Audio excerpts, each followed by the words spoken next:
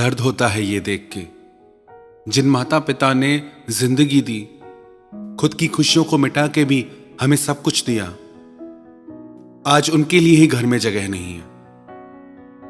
जिन माता पिता ने अपना सारा जीवन बच्चों पर कुर्बान कर दिया, आज जब उन्हें जरूरत है तो बच्चों के पास उन्हें देने के लिए कुछ भी नहीं है।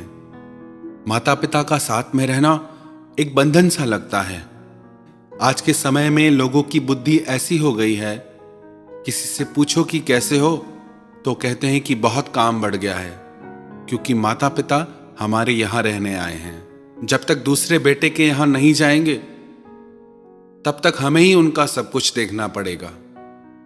अपनी भाषा को बदलिए और कहिए हम अपने माता पिता के साथ रहते हैं और हमें इस बात का गर्व है, हमारे माता पिता हमें अपने साथ में रखते हैं। घर के असली मालिक तो हमारे माता पिता हैं। उसे जरूरत नहीं पूजा और पाठ की, जिसने पूजा की अपने मां बाप की। हमारी संस्कृति में, हमारे वेदों में भगवान से भी पहले माता पिता का स्थान बताया गया। सबसे पहले मातृदेवो भव पितृदेवो भव। माता पिता प्रथम पूजनीय है। कभी भी जिंदगी में अपनी सफलताओं का रौब अपने माता पिता को मत दिखाना, क्योंकि उन्होंने अपनी जिंदगी हार के आपको जिताया है। जिस माँ बाप ने हमें बोलना सिखाया, आज हम उन्हें ही चुप करा देते हैं। माता पिता के ऋण से कभी कोई अऋणी नहीं हो सकता। हमारा वजूद ही उनकी वजह से है।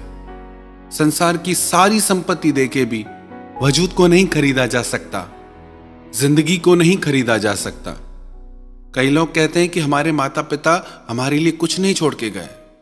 कई लोग तो इतने मंदमती होते हैं जो कहते हैं कि माता पिता ने जायदाद में हिस्सा ही नहीं दिया, कुछ नहीं छोड़ के गए मेरे लिए।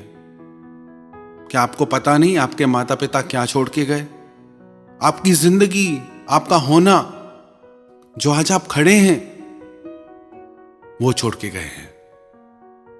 जिसके होने से मैं खुद को मुकम्मल जानता हूं, मेरे रब से पहले मैं अपने मां बाप को मानता हूं।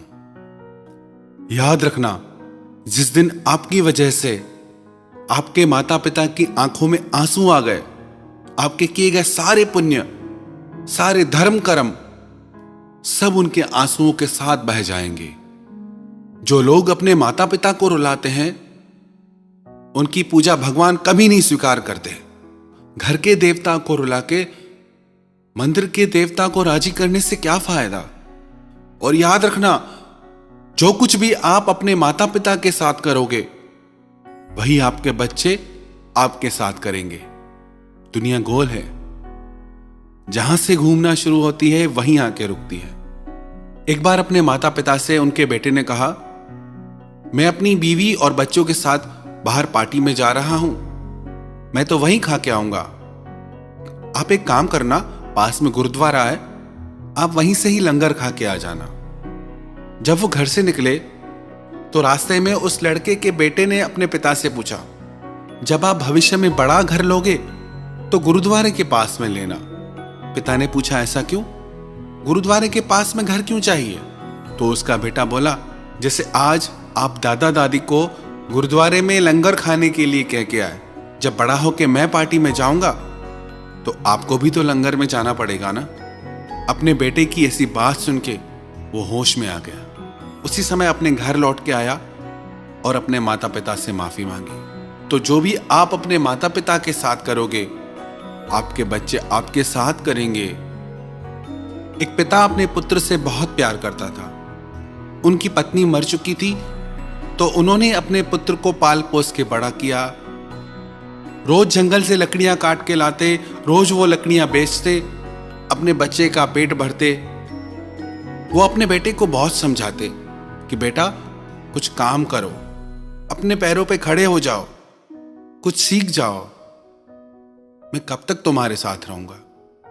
पर वो अपने पिता की एक बात नहीं मानता था। और एक दिन ऐसा आया जब उस लड़के के पिता वृद्ध हो गए, असहाय हो गए, तो वो काम नहीं कर पाते थे, बीमार रहने लगे। जब उनके बेटे ने देखा कि मेरे पिता अब मुझे कमा के खिला नहीं सकते, तो इनकी क्या जरूरत है। उसने सोचा मैं खुद का ख्याल नहीं रख सकता तो अपने पिता को कैसे संभालूंगा। उसने एक योजना बनाई। वो बाजार गया और एक ताबूत बनवा के लाया। उसने सोचा इस ताबूत में पिताजी को डाल के मैं पहाड़ की चोटी से फेंक दूंगा। वो ताबूत लेके घर आया, अपने पिता से बोला कि पिताजी आपकी तबीयत बहुत खराब है, आप इस ताबूत में लेट जाइए, मैं आपको डॉक्टर के पास लेके चलता हूं। उसके पिताजी समझ गए। वो चुपचाप उस ताबूत में लेट गए। जब वो लड़का उस ताबूत को लेके पहाड़ की चोटी पे पहुंचा तो अंदर से पिता ने आवाज दी, बेटा इस ताबूत को खोलो, मुझे तुम्हें एक बात बतानी है। उसे लगा कि पिताजी कहीं भाग न जाए, तो पिताजी ने आवाज लगाते कहा कि मैं कहीं नहीं भागूंगा, तुम मुझे खोलो तो मैं तुम्हारे फायदे की बात तुम्हें बताता हूं। उसे लगा हो सकता है पिताजी के पास कोई संपत्ति हो जो मुझे देना चाहते हो। जैसे उसने वो ताबूत खोला, उसके पिता बाहर आके बोले कि बेटा मुझे पता है तुम क्या चाहते हो, मैं खुद इस पहाड़ की चोटी से कूद जाऊंगा, मुझे इस ताबूत की जरूरत नहीं है, इस ताबूत को तुम घर ले जाओ, एक दिन यह ताबूत तुम्हारे बच्चों के काम आएगा, क्योंकि जो तुम मेरे साथ करोगे तुम्हारे बच्चे भी तो वही तुम्हारे साथ करेंगे ना। ये बात सुन के उसके दिल को धक्का लगा। अपने पिता के पैरों में गिर के वो माफी मांगने लगा। कैसी विडंबना है, एक माँ बाप 4 बच्चों को पालते हैं, पर 4 बच्चे भी मिलके एक माँ बाप को नहीं पाल सकते। किसी ने रोजा रखा, किसी ने उपवास रखा, पर कबूल सिर्फ उनका हुआ जिन्होंने माँ बाप को अपने पास रखा। आपके माँ बाप आपके लिए धरती पे भगवान की मूरत हैं। जेब खाली हो फिर भी मना नहीं करते देखा। मेरे पिता से बढ़ के अमीर इंसान मैंने कभी नहीं देखा। भगवान ना दिखाई देने वाले माता पिता हैं और माता पिता दिखाई देने वाले भगवान हैं। कई लोग पूछते हैं भगवान कैसा दिखता है, भगवान से कैसे मिलें। आपको बाहर कहीं ढूंढने की जरूरत नहीं, आपके भगवान आपके घर में ही है और वो आपके माता पिता हैं। आपके माता पिता ने आपके बचपन में आपको शहजादों की तरह रखा। अब आपका फर्ज है आप उनके बुढ़ापे में उन्हें बादशाहों की तरह रखें। लोग कहते हैं भगवान कृष्ण द्वारिका के राजा थे, लेकिन वो पूरे जीवन में कहीं के भी राजा नहीं बने। द्वारका के राजा भगवान कृष्ण के माता पिता थे। उन्होंने पूरी सोने की नगरी का मालिक अपने माता पिता को बनाया और हम छोटे से मिट्टी के मकानों के लिए मां बाप से लड़ते हैं। इसीलिए तो इतनी उलझनें हैं हमारी जिंदगी में, क्योंकि हम अपने माता पिता का दिल दुखाते हैं। किसी भी मुश्किल का आज कोई हल नहीं मिलता, शायद अब कोई घर से मां बाप के पैर छूकर नहीं निकलता। याद रखना, जिन घरों में पहले माता पिता से सलाह नहीं ली जाती, उन्हीं घरों में बाद में वकीलों से सलाहें ली जाती हैं।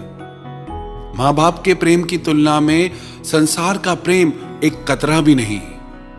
मां एक ऐसी बैंक है जहां आप हर दुख हर तकलीफ जमा करा सकते हैं, और पिता एक ऐसा क्रेडिट कार्ड है जिसके पास बैलेंस ना भी हो तो भी आपके सारे सपने पूरे करने की कोशिश करता है। इनके त्याग, इनकी ममता को कभी लज्जित मत करना। अपने माता पिता पे तो सब नाज करते हैं कि मेरे माता पिता बहुत अच्छे हैं, हमें गर्व है उन पे, लेकिन किस्मत वाली वो औलादें हैं जिन पे उनके माता पिता को गर्व होता है कि ये हमारे बच्चे हैं, हम इनके माता पिता हैं। जिस दिन आपके माता पिता को आप पे गर्व हो, समझना उस दिन आपने दुनिया जीत ली। अपने माता पिता की संपत्ति पे घमंड करने में क्या खुददारी। मजा तो तब है जब दौलत आपकी हो और गर्व आपके मां बाप को हो। तो ऐसा काम करो जिंदगी में जिससे आपके माता पिता आपके लिए गर्व से कहें, ये मेरा बेटा है, ये मेरी बेटी है।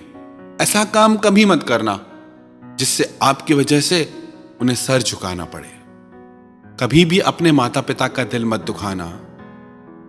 नसीब वाले होते हैं वो लोग जिनके सर पर हमेशा माता पिता का हाथ रहता है। एक लड़की की मां पढ़ी लिखी नहीं थी। स्कूल में उसे सब चिढ़ाते थे कि तेरी मां अनपढ़ है।